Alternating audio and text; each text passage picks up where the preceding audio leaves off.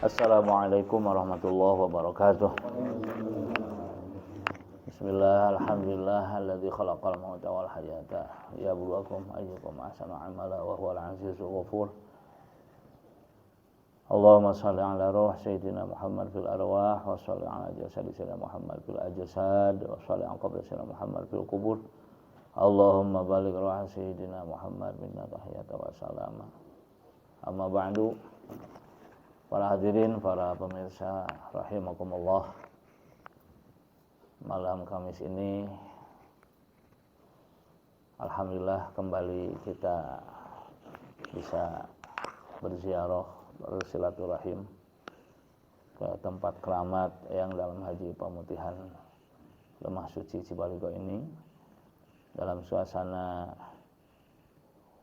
masih Idul Fitri. Maka kami sampaikan kepada Bapak Ustadz dan Bapak Kuncen dan semua zairin yang hadir di tempat ini, minal aidin wal faizin, taqabbalallahu minni taqabbalallahu minna wa minkum syamana wa syamakum. Mohon maaf lahir batin. Semoga Allah Subhanahu wa taala menerima segala amal ibadah kita, baik yang fardu ataupun yang sunnah, yang sudah ataupun yang sedang dan akan kita lakukan. Insyaallah malam ini setelah kami berziarah, bersilaturahim ke tempat keramat yang dalam haji pemutihan Cibaligo RW 2 ini akan berlanjut untuk mengikuti kegiatan rutin bulanan, yaitu Manaqib Akbar yang diselenggarakan di Pondok Pesantren Suryalaya Tasikmalaya. Sekaligus kami sowan atau ziarah dan silaturahim juga kepada guru kami semua, pemegang silsilah thariqah Qadhiyah wa Naqsyabandiyah, yang secara langsung saya pribadi alhamdulillah menerima khilqah atau talqin dzikir dari beliau Hadratus Syekh Al-Arif Billah Syekh Ahmad Syaibul Wafat Tajul Arifin atau Abah Anom bin Hadratus Syekh Abdullah Mubarak bin Muhammad, yakni Abah Sepuh. Sekitar tahun 2002, waktu itu qadarullah, setelah sebelumnya dalam waktu yang cukup lama saya dihimbau oleh Allah Yarham Al-Maghfurlah, saya punya abah untuk segera sowan kepada Abah Anom di Suryalaya Tasikmalaya guna menerima khilqah thariqah Qadiriyah wa Naqsyabandiyah melalui jalur beliau dan talqin dzikir. Tetapi saya mempertimbangkan banyak hal sehingga waktu itu saya tidak langsung mengiyakan dan melaksanakannya. Saya terus beristikharah, memohon petunjuk Allah dan bermusyawarah kepada beberapa guru serta sahib atau teman, hingga pada akhirnya tahun 2002 itu ya, saya memutuskan untuk berangkat ke Suryalaya menjumpai guru agung Hadratus Syekh Ahmad Syaibul Wafat Tajul Arifin atau Abah Anom. saya masih ingat bersama rombongan dari Cibaligo dan Cisasawi serta beberapa daerah di Cianjuang ini cukup banyak waktu itu jamaah yang ikut. Maka alhamdulillah datang pas ba'da zuhur ya. Waktu itu entah siapa yang menyampaikan, saya sedikit kaget ya, karena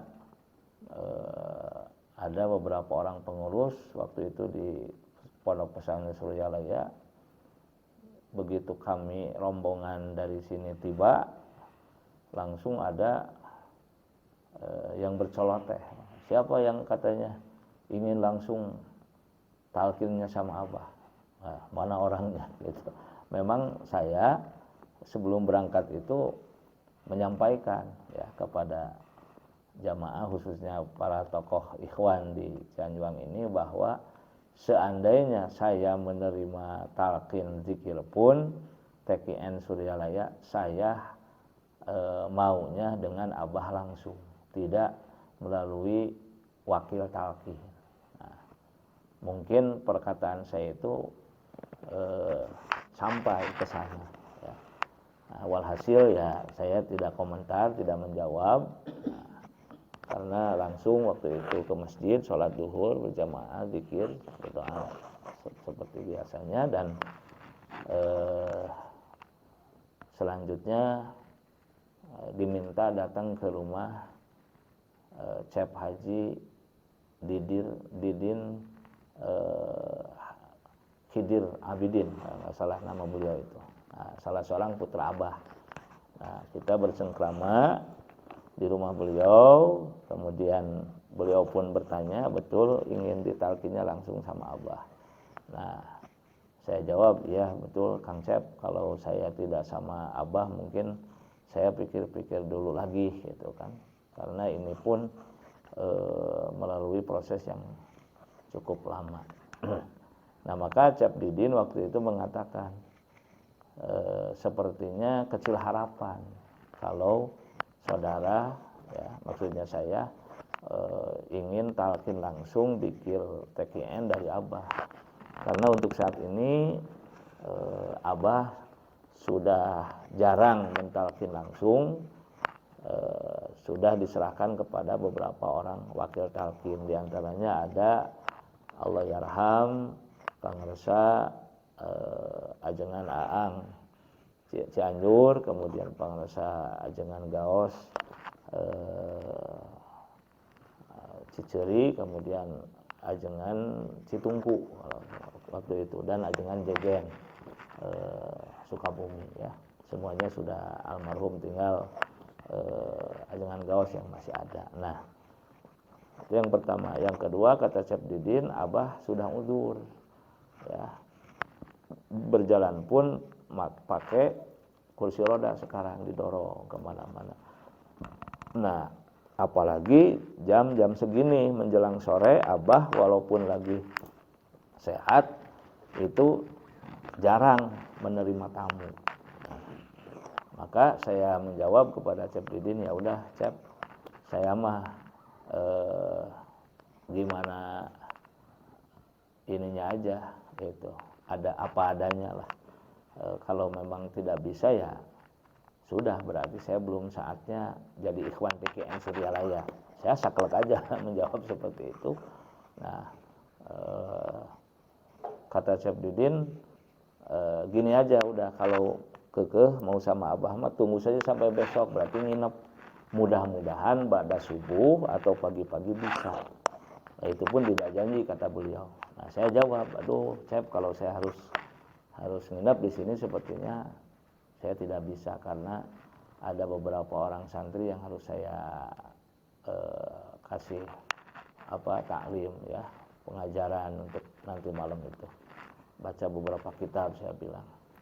Nah, jadi saya memutuskan tetap mau pulang. Nah, pilihannya ketemu Abah langsung saat ini atau tidak, nggak apa-apa, saya langsung pulang. Nah, tiba-tiba suara adzan terdengar, adzan asar. Ya, akhirnya saya pamit.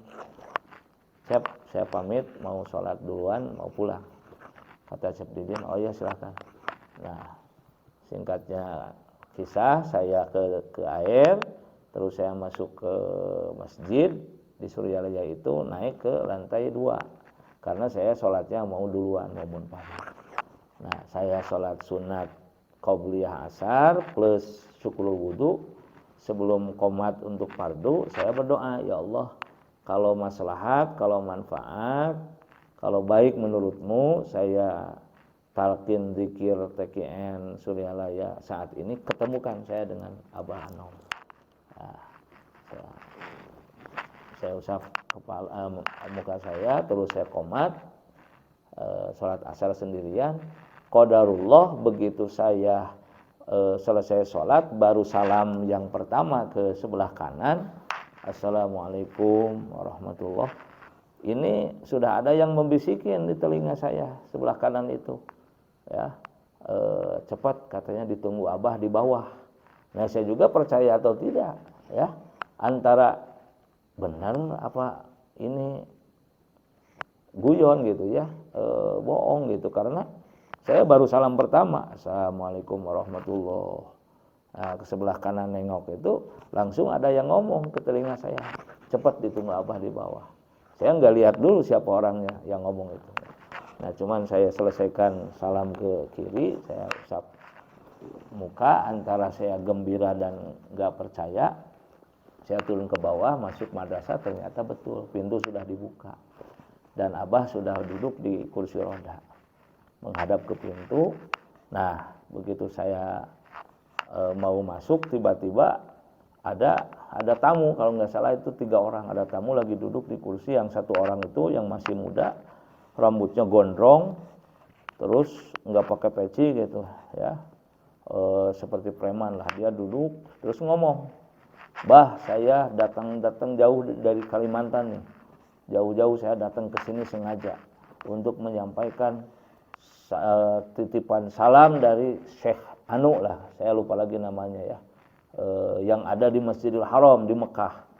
Beliau nyuruh saya untuk datang ke sini menyampaikan salamnya kepada Abah, dan beliau katakan bahwa waliullah untuk saat ini di Timur Jauh itu diantaranya adalah Abah, pimpinannya itu.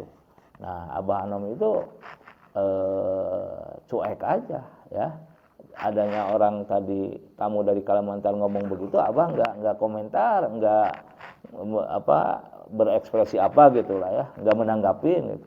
Abah cuek aja. Nah, pas lihat saya langsung bahasa Sunda itu ngagupayang ya, langsung melambaikan tangannya memanggil saya. Nah, saya suruh ke depan beliau itu, saya nggak kuasa untuk berdiri, maka saya berjalan dengan lutut karena ta'ziman wa takriman kepada beliau, dan gembira campur sedih hati saya waktu itu. Begitu ke depan Abah, saya langsung nangis di pangkuan beliau, saya nangis. Kata Abah, udah bager, karena Abah kan bahasanya selalu begitu, udah bager, tos bager, dangukeun. Nah, udah dengarkan kata Abah. Nah, Abah langsung baca ayat ini, a'udzubillahi minasyaitonirrajim. Alam taro kaifa daraballahu mathalan kalimatan thayyibatan kasyajaratin thayyibatin asluha thabitu wa faruha fis sama tu'ti ukulaha kullahinin biidni rabbiha wa yadribullahu al-amthala lin-nasi la'allahum yatadzakkarun. Nah, Abah baca ayat itu surat Al-An'am, bisa dilihat dalam Al-Qur'an. Yang intinya isi dari ayat itu adalah Allah telah menjadikan perumpamaan kalimah thayyibah, kalimat tauhid, kalimah hak, kalimah ikhlas, kalimah la ilaha illallah itu seperti pohon yang bagus, pohon yang tidak ada bandingannya ya dalam bagusnya dan berkah, mungkin juga manfaatnya. Yang pohon itu akarnya kuat, teguh, ya, sedangkan cabang-cabangnya menjulang tinggi ke atas, ke langit gitu kan.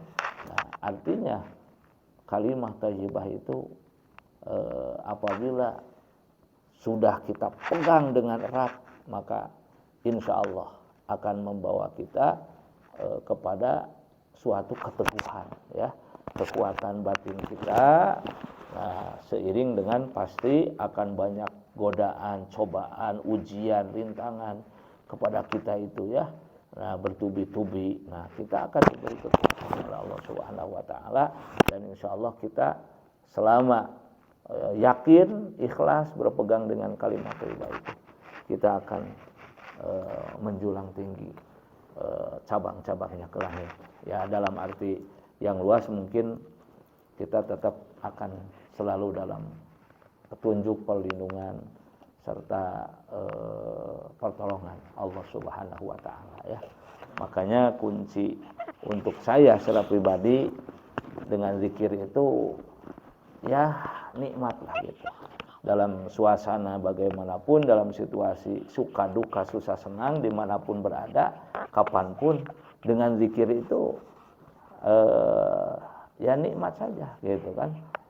Suasana itu sama saja gitu. Mau dalam keadaan kita luang atau di lapang, ya, dalam keadaan sempit pun sama.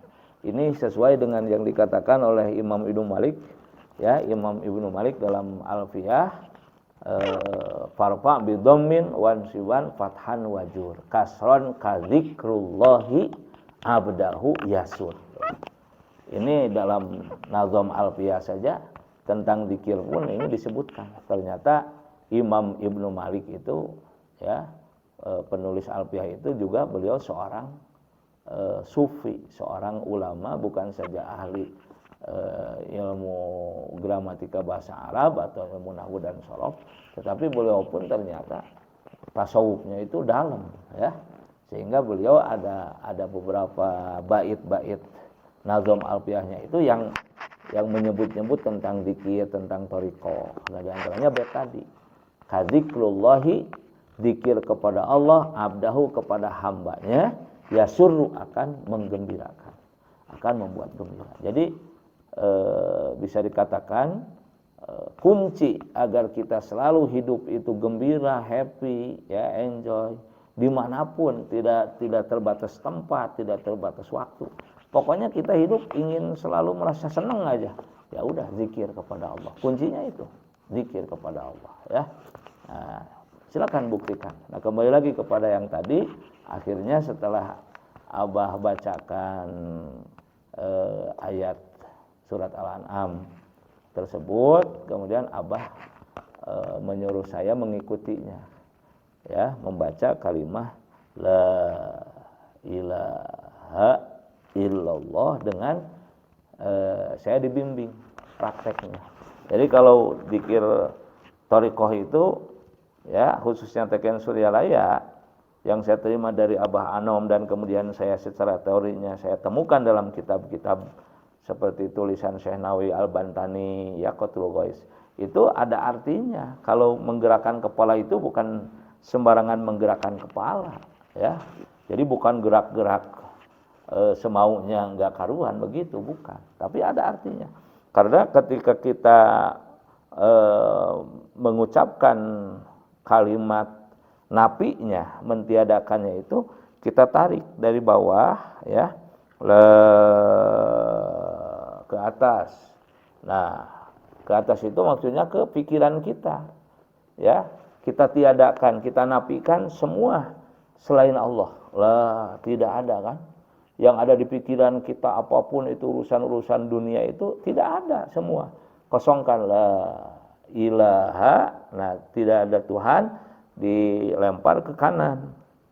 Ilaha, nah, tarik lagi ke tengah sampai isbatnya illallah. Nah, isbatnya itu menetapkannya illallah, hanya Allah atau kecuali Allah, itu dijatuhkan ke dalam hati, ya, ke dalam hati besar. Yang di dalam hati besar itu ada hati kecil. Kalau hati besar itu namanya kolbun, Kalau hati kecil itu namanya fuad, yang jamannya itu afidah. Nah terus begitu la ilaha illallah, la ilaha illallah, terus sampai kepada pengejawantahannya itu adalah makna dari la ilaha itu la ma'buda bihaqqin fil wujudi, ya, tidak ada yang disembah, tidak ada yang diibadahi dengan sebenarnya dalam adanya. Terus lam maujuda, tidak ada yang maujud yang diadakan, la maksuda, tidak ada yang dituju, ya, la matluba, tidak ada yang dicari, yang dipinta, sampai la syai'a, tidak ada apa-apa, ya, tidak ada apapun illallahu, kecuali Allah. Yang ada itu hanya Allah, ya. Sejatinya selain Allah itu wujudnya wujud majazi, wujud pinjaman, wujud sementara seperti kita ini semua. Karena wujud kita dari tidak ada dan nanti tidak akan ada lagi. Nah, sedangkan Allah itu adanya, wujudnya itu kidam, terdahulu, tidak ada permulaannya, dan bako, kekal abadi, tidak akan ada akhirnya. Mukhalafatul hawadisi, sehingga Allah berbeda dengan yang semua yang baru atau makhluk, ya. Qiyamu binafsi, adanya Allah berdiri sendiri, tidak membutuhkan yang mengadakannya, ya, atau tidak butuh juga tempat. Wahdaniyat, Allah tunggal, zat, sifat af'alnya, kudrat, Allah maha kuasa, iradat, maha berkehendak, ilmu, maha mengetahui, hayat, maha hidup, tidak akan mati, sama, maha mendengar, basar, maha melihat, kalam, maha berfirman. Nah itu wujud hakiki, ya, bagi hanya Allah satu-satunya. Sementara yang lain itu wujud majazi. Nah itulah makna dari la ilaha illallah. Sehingga saya alami sendiri dan saya rasakan sendiri berkah dengan dapat talqin zikir dari Abah Suryalaya, kemudian dapat khilqah thariqah Qadian Naqsabandiyah, sampai saya punya silsilah yang nyambung, ya, dari Syekh Ahmad Syaibul Wafa ke Syekh Abdullah Muhammad Suryalaya, kemudian kepada Syekh Tolha Kalisaput Cirebon, kepada Syekh Khatib Sambas bin Abu Ghaffar, terus sampai kepada Sultan Aulia Tuan Syekh Abdul Qadir Al-Jilani Qadasa Sirah, terus ke guru-guru beliau lagi sampai kepada Rasulullah Muhammad sallallahu alaihi wasallam, malaikat Jibril alaihissalam, sampai kepada Allah Azza wa Jalla Jalaluhu wahdah. Nah, jadi seperti itu, ya, pengalaman saya, alhamdulillah dikabulkan oleh Allah, dijabah oleh Allah. Pengalaman spiritual saya, zikir thariqah itu saya langsung dari Hadratus Syekh Abah Anam Suryalaya, ya. Mudah-mudahan doa dari semuanya saya bisa istiqomah memegang khilqah ini, karena janji Allah dalam surat Al-Jin, wa allaw istaqamu ala thariqah la asqainahum ma'an ghadaqa. Jadi kalau ada orang yang mengatakan bahwa thariqah itu tidak ada dalilnya, maaf, itu baca Qur'annya mungkin terlalu cepat, jadi ada yang terlewat. Padahal dalam surat Al-Jin, kalau tidak salah ayat berapa itu, antara ayat 6 lah atau ayat 9, ya, cari saja dalam surat Al-Jin, itu Allah sebutkan wa allaw istaqamu ala thariqah, itu kan ada thariqah, la asqainahum ma'an ghadaqa, artinya wallahu a'lam bishawab. Dan seandainya, ya, mereka istiqomah di atas thariqahnya, nah pasti aku akan sirami mereka dengan air yang deras, air hujan yang deras. Itu ada yang mentafsirkan maksudnya ilmu yang barokah dan manfaat yang banyak, yang luas, atau rezeki yang halal dan thayyiban wasi'an dan lain sebagainya. Banyak arti dari ma'an ghadaqa itu sebagai bonus dari Allah bagi orang yang istiqomah ala thariqah. Bahkan hadis riwayat Imam At-Tirmizi, Rasulullah Muhammad SAW pun mengatakan, ya, ketika menjelang wafatnya beliau berpesan kepada para sahabat yang ada di situ, di antaranya adalah sahabat yang 4 beliau, Sayyidina Abu Bakar, Sayyidina Umar, Sayyidina Utsman, Sayyidina Ali, karramallahu wajhahum anhum, kemudian ada Abdullah bin Abbas, Abdullah bin Mas'ud, ada sahabat-sahabat yang lainnya lagi, banyak di sana, ya. Nah, beliau mengatakan alaikum mesti kalian semua memegang teguh alat tariqah alal mahajjah, maaf saya ulangi, alaikum bil mahajjah, ya, alaikum bil mahajjah wat tariqatil bayda. Nabi mengatakan alaikum bil mahajjah, mesti kalian semua berpegang teguh dengan mahajjah, itu maksudnya syariah yang lurus, ya, syariah yang benar sesuai Al-Qur'an, sesuai As-Sunnah, ijma ulama, qiyas fuqaha untuk mazhab kita Imam Muhammad bin Syafi'i. Nah, itu maksudnya bil mahajjah wa tariqatil bayda, dan tariqah yang putih. Nah, maksud tariqah yang putih di sini yang harus dipegang oleh kita, kata tadi himbauan Nabi itu adalah yang sanadnya nyambung kepada Nabi, yang silsilahnya nyambung kepada Nabi. Jadi bukan tariqah yang hanya ikut-ikutan, hanya rame-rame gitu, ya, bukan. Tapi yang benar-benar nyambung sanadnya. Nah, seperti tadi alhamdulillah saya ke Abah Anom, Abah Sepuh, terus sampai kepada baginda Nabi SAW. Itu yang dimaksud dengan tariqah yang putih, at-tariqatul bayda, yang diamanatkan oleh Nabi. Jadi Nabi pun berpesan kepada kita umatnya itu untuk memegang dua hal tadi, syariat dan tarekat. Karena syariat ini, fikih ini, kalau tanpa tarekat atau tanpa tasawuf ini seperti tubuh tanpa ruh, bangkai. Sebaliknya kalau tarekat atau tasawuf tanpa syariat, tanpa fikih, ini seperti ruh tanpa tubuh, hantu. Nah, maka kalau disatukan, ada syariat, ada tarekat, ada fikih, ada tasawuf, ini akan menjadi hakikat tauhid yang kuat, menuju ma'rifat kepada Allah bitasdiq wal iddi'an. Nah, ini yang dikatakan oleh Syekh Zainuddin Al-Mulyabari dalam kitabnya Kifayatul Atqiya, fatariqatun fasyari'atun, maaf, kasapinatin wa tariqatun kal bahri summa haqiqatun durun gola, ya. Fasyari'atun, maka syariat, fikih itu kasapinatin seperti perahu, wa tariqatun, dan tarekat atau tasawuf itu kal bahri seperti lautnya, ya. Nah, kita belajar fikih terus, syariat terus, tanpa belajar tasawuf, tanpa masuk tarekat, itu seperti punya perahu nggak ada lautnya, nggak berfungsi, nggak manfaat, nggak berguna. Sebaliknya, tarekat atau tasawuf tanpa syariat, tanpa fikih, seperti kita terjun ke laut tidak pakai perahu, celaka juga. Nah, kalau digabungkan kedua-duanya akan sampai kepada durun gola, hakikat yang seperti mutiara yang sangat berharga di tengah lautan, bisa kita ambil. Nah, itulah yang dimaksud dengan hakikat durun gola itu, ya. Kita makrifat kepada Allah bitasdiq wal iddi'an. Mungkin itu hanya bahasan singkat saja, ya, karena untuk benar-benar panjang lebar membahasnya tentang tasawuf ini, tentang tarekat ini tidak bisa sebentar.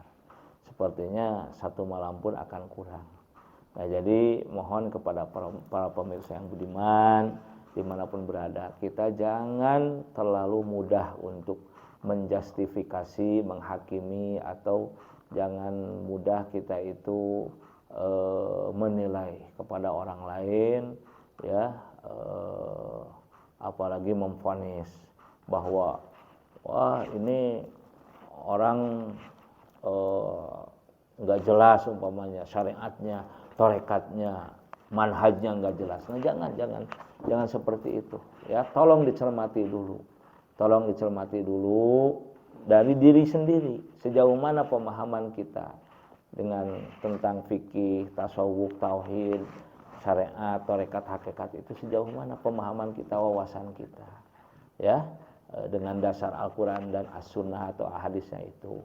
Jangan-jangan kita justru sedikit pengetahuan yang membuat kita itu, ya tadi, mudah menghakimi orang, memvonis orang, ya. Insyaallah sepertinya semakin luas wawasan seseorang, semakin tinggi ilmunya, semakin banyak amalnya, semakin ikhlasnya meningkat, orang itu akan semakin arif dan semakin bijaksana. Mungkin untuk penyampaian di malam ini cukup sekian. Mudah-mudahan ada guna serta manfaatnya. Insyaallah kita sambung di kesempatan yang akan datang. Barakallahu li wa lakum fil Qur'anil azim wa nafa'ani wa iyyakum bima fi min al-ayati wa dzikril hakim wa taqabbala minni wa minkum tilawatahu innahu was-sami'ul alim. Mungkin ada sepatah dua patah kata dari Bapak Kunsen. Silakan. Assalamualaikum warahmatullahi wabarakatuh. Waalaikumsalam warahmatullahi wabarakatuh. Alhamdulillah, saya ucapkan terima kasih kepada Kiai serta penziarah yang lain. Saya menyampaikan Idul Fitrinya taqabbalallahu minna wa minkum wa mana wasiyanakum. Alhamdulillah, sangat bergembira apalagi mendengar beliau menceritakan sejarah menerima sebuah kalau dibilang mutiara yang sangat dahsyat, apalagi disampaikan Al-Qur'annya pun jelas. Ketika memegang kalimat tauhid, maka seperti pohon yang tinggi besar dan akarnya menancap ke bawah. Semoga Allah Subhanahu wa taala berikan taufik dan hidayahnya, amin ya Allah, menjaga beliau dalam keikhlasannya, amin ya Allah, memberkahi semua keluarga beserta santri semuanya. Apa yang dicita-citakan oleh beliau Allah Subhanahu wa taala kabulkan, amin ya Allah. Saya cuma berdoa semoga Allah Subhanahu wa taala mengijabah dan akan berangkat ke sana, semoga diberikan keselamatan, amin ya Allah, dan kembali lagi dalam keadaan baik, sehat, amin ya Allah ya rabbal alamin. Assalamualaikum warahmatullahi wabarakatuh. Waalaikumsalam warahmatullahi wabarakatuh. Sekian dan demikian. Subhanakallahumma wa bihamdika asyhadu an la ilaha illa anta astaghfiruka wa atubu ilaik. Subhanarabbika rabbil izzati amma yasifun wa salamun alal mursalin walhamdulillahi rabbil alamin. Assalamualaikum warahmatullahi wabarakatuh.